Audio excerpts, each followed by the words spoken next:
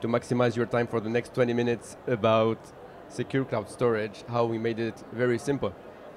We are a partner of AWS. You will see how we work with AWS later on. So basically, let's start with big information that everybody knows. Confidential data is very important. Important because if you can unleash the power of it, you can maximize your profit, your company valuation, you can do optimization and so on. The only issue with confidential data when you want to digitize it and make it part of your innovation is how can you manage it with cloud adoption? As soon as we talk about confidential data and cloud adoption, we see that there is on the market a lot of people that are missing for different jobs title inside the company with different expertise. And we saw earlier there are multiple products that we need to manage and to handle inside the company. There is another issue also. If you do things in the bad way, the impact is direct. It's about cash, but it's also about how long your company is going to be in the freeze mode. And eventually it can go from few days to months sometimes. And to finish with, we know all of us have different solutions in order to implement our different platform, products, and so on. The only issue sometimes if you use only one product, you are kind of very tied to it. Technologically speaking, or maybe contractually speaking, or other things. I'm not going to do further on this. So this is where today, if you think of, I have confidential data, I have to put it in the cloud, the unique answer that you have is I need to encrypt it. And if I encrypt the data, that means I have encryption keys that now becomes the sensitive information. Where are they? Are they stored in the right way? Did you do the right processes and the rotation for it? Are they backed up or not? And so on. And it brings a lot of complexity. It needs a lot of expertise, a lot of processes, and so on. And if you start and you can be 100% confident with the data, there are two things with it. It's more and more, like in volume, bigger and bigger. And the second part is we need to collaborate on it. So if you put collaboration, sharing of information, this key become even more complex to manage. And this is where we created Astran. We take as, let's say, a fundamental solution or approach. Can we have a secured way to store and share the data without having any encryption key to manage? I'm not saying there is keys that are managed somewhere else. I am saying without encryption keys, removing this from the picture. And so we created Astran with in mind these three things. How we can make data security in the cloud as simple as possible. To be very precise with you, it's as simple as calling an AWS S3. It's the same API that we are exposing, but you have nothing else to manage. But with that API, you are at the maximum level of security. You are zero trust implemented by design in it. And the way that we did it, we can ensure that there is only the data owner that can access the data, nobody else, excluding Astran also. And this, other than the cybersecurity side of it, so no leaks, no ransomware, no whatever things, no more on the cyber side, it also brings compliance. So we are fully GDPR compliant. We can bring immunity to other territorial laws or this kind of things. And you can have the full control on where you are putting the data, with which cloud provider are you, I would say which cloud providers, with the S at the end, are you working and managing, and where is your data residency. So you can adjust its only configuration. So basically when we reach this point of the presentation, my, let's say, prospects or customers, they say, it sounds like magic, but in reality, how does it work? So I will do a first level of explanation, and then we can go even deeper if we want on more machines and so on. So the first level is as follows.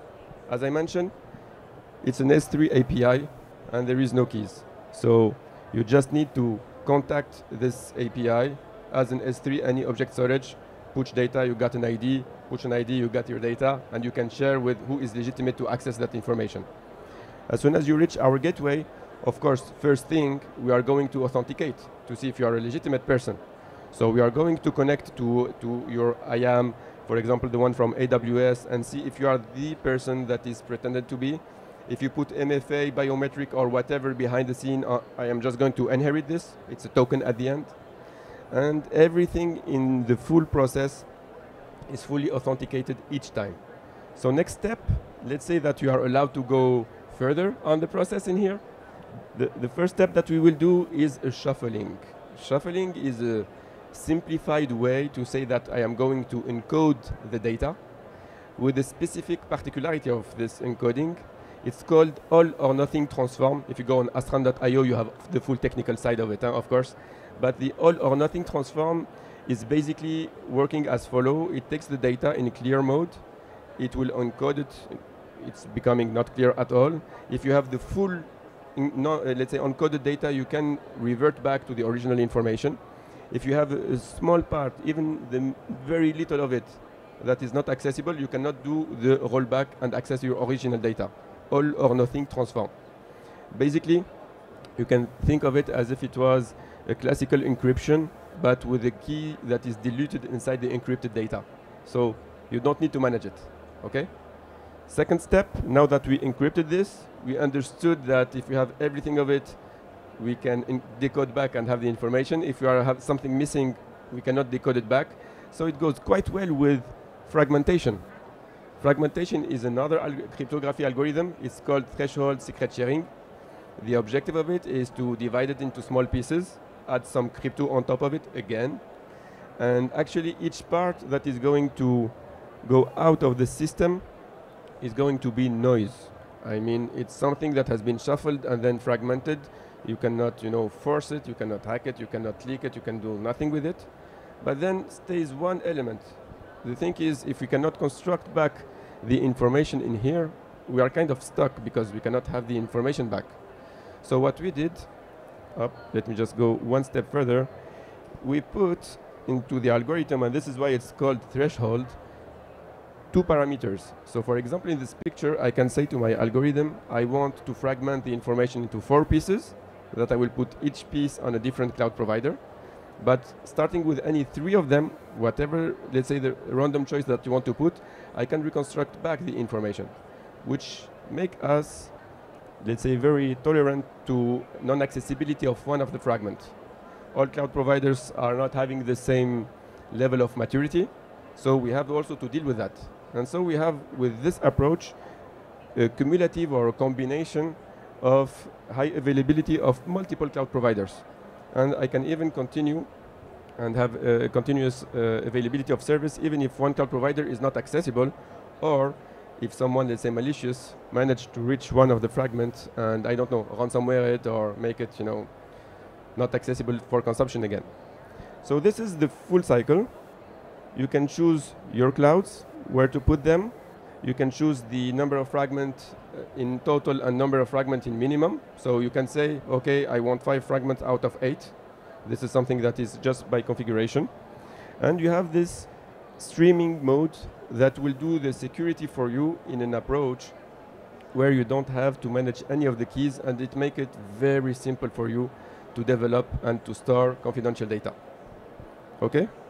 So now the same slide seen in more infrastructure manner. I'm going to put all the animation in one shot. Once we reach the gateway, we will start with one of the cloud providers. And of course, we are partners with the different cloud providers. For now, we have 6, the 3 hyperscalers and 3 here out in France. And we have specific partnership with some of them, not all of them. And you understand better why I am here, for example.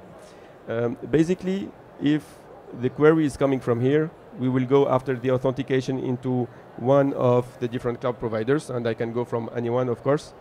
I will do the shuffling and fragmentation, and then the result of the different fragments will go and will be distributed in all the different cloud providers. And I can then, if I have a get data, go from another place if I want. So it's up to us. Now, as an example here, just to illustrate, other than the security side, how can I say that? The compliance side is those data can be for sure managed or stored in Europe. But if it's personal information, the processing side is this one here. So we can say by affinity, if it's personal data, I want only to go through European cloud providers.